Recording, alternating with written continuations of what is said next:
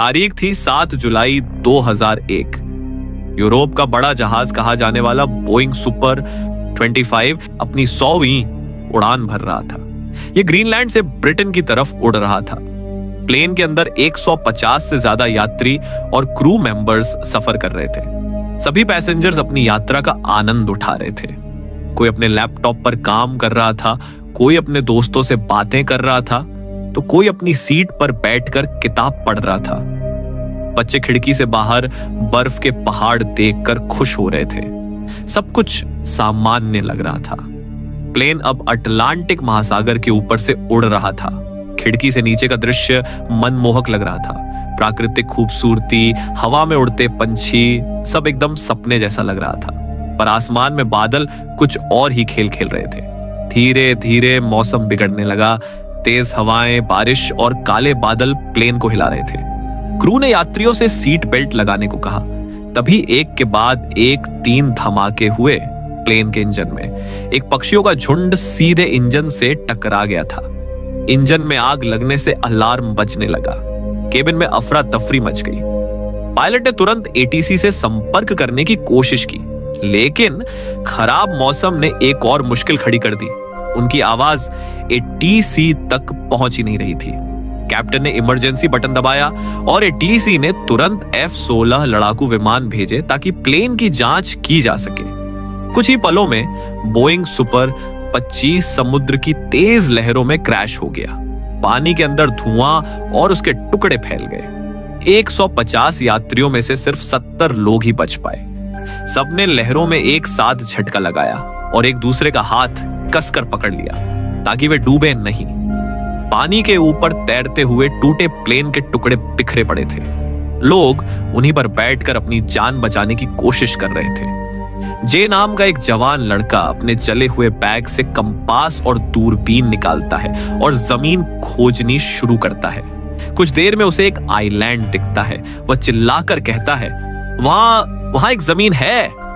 वह सिर्फ एक आइलैंड नहीं था, बल्कि उन सबके लिए जीने की एक छोटी सी उम्मीद थी। यह ग्रीनलैंड के पास का एक छोटा द्वीप था जिस पर कई नारियल के पेड़, झाड़ियां और जंगली घास थी। जितने लोग तैर सकते थे सबने कतार बनाई और आइलैंड की ओर तैरना शुरू किया। सब थके हुए थे, भूखे थे, लेकिन जीने की आस उन्हें आगे बढ़ा रही थी। जिन्हें तैरना नहीं आता था, उन्हें बचाने के लिए बाकी लोगों ने सूखे पेड़ों के तनों का बेड़ा बनाया और पानी में उतारा। धीरे धीरे सब आइलैंड पर पहुंच गए। पहले दिन सब सदमे में बस रोते रहे। कोई अपने खोए हुए परिवार और दोस्तों के लिए रो रहा था, तो कोई डर के मारे। लेकिन सबको जल्दी समझ आ गया, रोने से सच बदलने वाला नहीं था। तभी पास का एक नारियल का पेड़ नीचे झुकाया, मानो वह उनकी मदद करना चाहता हो। इसे देखकर सबने नारियल तोड़ना शुरू किया। उस दिन किसी ने कुछ नहीं खाया, सिर्फ पानी पिया। लेकिन अगले दिन भूख और थकान उनकी हालत बिगाड़ने लगी। सब समुद्र की तरफ मायूसी से देख रहे थे। तभी जे सबको बुलाकर जोर से कहता है, सब लोग मेरी बात सुनो।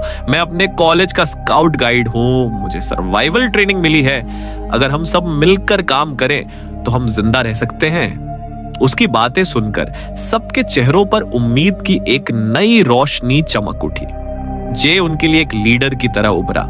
उसने लोगों को 3 ग्रुप्स में बांटा। शेल्टर ग्रुप लड़कियां पत्तों और लकड़ियों से झोपड़ियां बनाएंगी। वाटर ग्रुप कुछ लोग नारियल के खोल से गड्ढे बनाकर बारिश का पानी जमा करेंगे। फूड ग्रुप बड़े उम्र के लोग समुद्र किनारे मछली पकड़ने जाएंगे।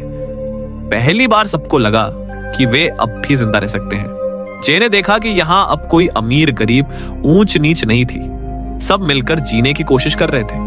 दिन बीतने लगे। सबने मिलकर रहना सीख लिया। यही उनकी दिनचर्या बन गई। सुबह उठना, मछली पकड़ना, पेड़ों से पानी लेना, झोपड़ियों को मजबूत बनाना। किसी ने सुझाव दिया, पत्तों से बड़ा हेल्प लिखते हैं ताकि कोई प्लेन आए तो देख सके। सबने मिलकर पत्तों से बड़ा हेल्प बनाया। लेकिन शाम को एक तेज हवा के झोंके ने उसे उड़ा दिया। सबको थोड़ी निराशा हुई, पर उम्मीद अब भी जिंदा थी। कुछ दिन बाद एक आदमी मछली पकड़ रहा था। तभी एक जहरीले कीड़े ने उसे काट लिया। उसकी हालत खराब होने लगी। सौभाग्य से एक नर्स भी सर्वाइवर्स में थी। उसने जंगल से जड़ी बूटियां लाकर घाव पर लगाई। तुम्हें फिलहाल पानी से दूर रहना होगा, उसने कहा। अब सब उसे नर्स नहीं बल्कि डॉक्टर बुलाने लगे। एक हफ्ते बाद एक रात सब लोग सो रहे थे, तभी हेलीकॉप्टर की आवाज सुनाई दी। वह उसी प्लेन के मलबे के पास उड़कर जांच कर रहा था। लेकिन रात के अंधेरे में न तो हेलीकॉप्टर को वह आइलैंड दिखा और न ही वे 70 लोग। सबकी आंखों में जलती उम्मीद बुझ सी गई। वे एक दूसरे को चुपचाप देखते रहे, सिर्फ एक सवाल के साथ, अब हम कब तक बचे रहेंगे? लोगों ने समय का हिसाब रखने के लिए एक गड्ढा बनाया था जिसमें वे रोज एक लकड़ी डालते थे। इधर दुनिया में सुपर एयरलाइंस ने सभी यात्रियों को मृत घोषित कर दिया। इस खबर के बाद दुनिया भर में शोक की लहर दौड़ गई। टीवी चैनलों पर न्यूज चलने लगी, 150 पैसेंजर्स प्लेन हादसे में मारे गए। सरकारों ने मृतकों के परिवार को $5000 की मदद देने का ऐलान कर दिया। लेकिन उन्हें यह नहीं पता था कि अब भी 150 में से 70 लोग एक वीरान द्वीप पर जिंदा थे और अपने वजूद के लिए जंग लड़ रहे थे। जेन एक बुजुर्ग के चश्मे से धूप को फोकस करके झाड़ियों में आग लगाई। उसी आग से उन्होंने मछलियां पकाई। महीनों बाद सबने पहली बार कुछ पका हुआ खाया।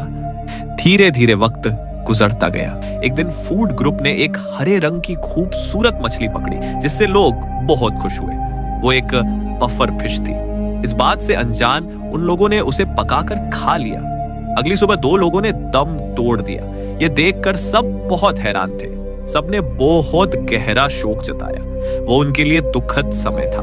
उन्होंने अपने दोनों साथियों को मिट्टी में दफना तो दिया, लेकिन उस दिन किसी ने कुछ नहीं खाया।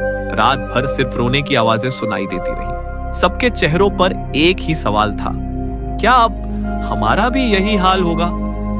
समय गुजरता गया। सर्वाइवर्स ने अपनी जिंदगी को आइलैंड के हिसाब से ढाल लिया। वे दवा के रूप में घास का रस पीते थे जिससे उन्हें ताकत मिलती थी। नारियल उनका असली सहारा बन गया। पानी भी, खाना भी। हर दिन एक संघर्ष था, पर अब सर्वाइवल उनकी आदत बन चुकी थी। उनके दिन मछली पकड़ने, लकड़ी इकट्ठा करने और एक दूसरे को जिंदा रखने में गुजर जाते। एक दिन उन्होंने देखा कि एक बड़ा कार्गो शिप समुद्र में जा रहा है। उन्होंने तुरंत एक बड़े पेड़ का तना समुद्र में डाला और कुछ लोग उस पर बैठकर जहाज का पीछा करने की कोशिश की, लेकिन जहाज तेज रफ्तार में चल गया। अब 5 साल बीत चुके थे।